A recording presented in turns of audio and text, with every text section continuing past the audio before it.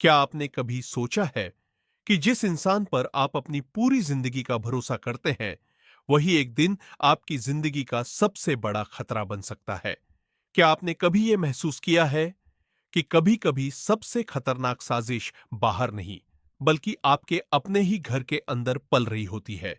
और क्या आप यकीन कर पाएंगे कि एक प्यार, एक रिश्ता जो भरोसे पर टिका होता है, वही रिश्ता जब टूटता है तो इतनी खौफनाक कहानी बन जाता है कि सुनकर रोंगटे खड़े हो जाए। आज की ये कहानी सिर्फ एक खबर नहीं है, ये एक ऐसा सच है जो हमें सोचने पर मजबूर कर देता है कि आखिर इंसान किस हद तक गिर सकता है। मेरा नाम है हसमुद्दीन और आप देख रहे हैं निर्भय रिपोर्टिंग। दोस्तों, आज जो सच्ची घटना मैं आपको बताने जा रहा हूं, वो मध्य प्रदेश के मंदसौर जिले के एक छोटे से गांव दूधाखेड़ी की है। एक ऐसा गांव जहां सब एक दूसरे को जानते हैं, जहां रिश्ते मजबूत माने जाते हैं। लेकिन इसी गांव में एक ऐसा कांड हुआ जिसने हर किसी को हिलाकर रख दिया। इस कहानी के केंद्र में है 39 साल का एक साधारण इंसान, धनराज। एक मेहनती व्यक्ति जो दिन रात अपने परिवार के लिए मेहनत करता था। उसकी पत्नी ढापूबाई और दो मासूम बच्चे, एक बेटा और एक बेटी। बाहर से देखने पर सब कुछ बिल्कुल सामान्य लगता था, लेकिन अंदर ही अंदर एक ऐसी साजिश पल रही थी जिसका अंदाजा खुद धनराज को भी नहीं था। 10 अप्रैल 2026 की शाम एक आम दिन की तरह शुरू हुई थी। धनराज और उसकी पत्नी को पास के एक कार्यक्रम में जाना था। गांव में ऐसे कार्यक्रम आम होते हैं, लोग मिलते हैं, बातें करते हैं, लेकिन उस दिन कुछ अलग था। ढापूबाई खुद अपने पति से कहती है कि पड़ोस के पंकज चौधरी को बुला लो, उसकी गाड़ी है, उसी से चलते हैं।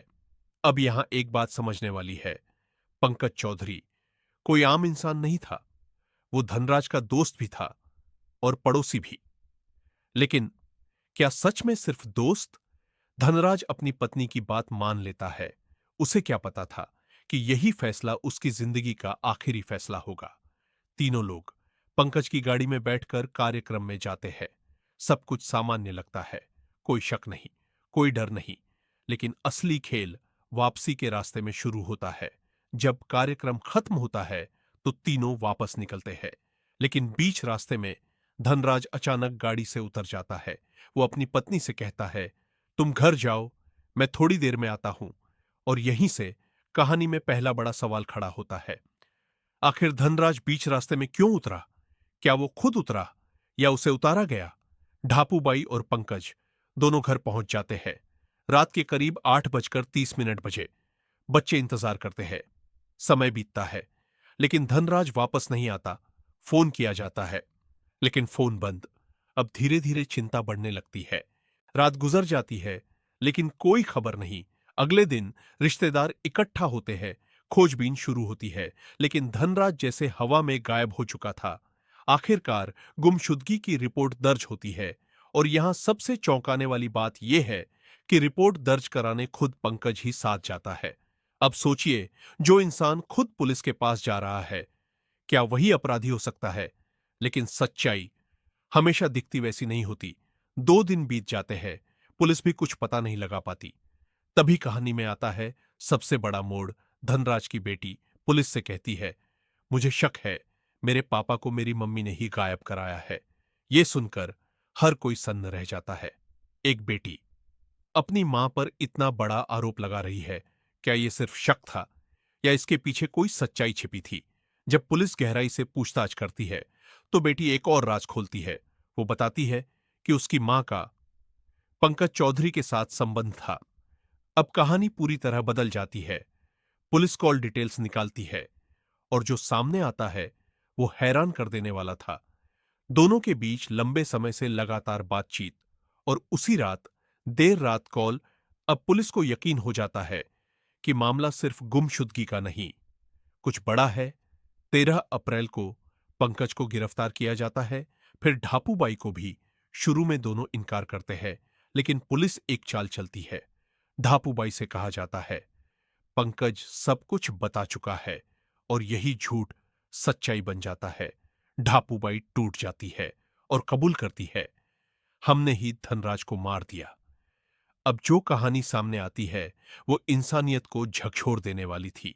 करीब 5 साल पहले पंकज और ढापू के बीच संबंध शुरू हुए। दोस्ती प्यार में बदली और फिर एक जुनून में दोनों साथ रहना चाहते थे, लेकिन बीच में था धनराज। और फिर फैसला लिया गया उसे रास्ते से हटाने का। 10 अप्रैल योजना को अंजाम दिया गया। रास्ते में नशीली चीज दी गई और फिर खेत में ले जाकर उसकी हत्या कर दी गई। लेकिन यही खत्म नहीं हुआ। सबूत मिटाने के लिए जो किया गया वो बेहद खौफनाक था। शरीर के टुकड़े किए गए, जलाने की कोशिश की गई, लेकिन जब वो पूरी तरह नहीं जला तो अगले दिन गड्ढा खोदकर उसे दफना दिया गया। और फिर ऐसे जीने लगे जैसे कुछ हुआ ही नहीं। लेकिन कहते हैं सच्चाई छुपती नहीं। पुलिस ने गड्ढा खुदवाया और सच बाहर आ गया। पूरा गांव गुस्से में था। लोगों ने सड़क जाम कर दी, कड़ी सजा की मांग करने लगे। आज भी ये केस जांच में है और सवाल यही है, क्या सिर्फ 2 लोग ही दोषी हैं या इसके पीछे कोई और भी है?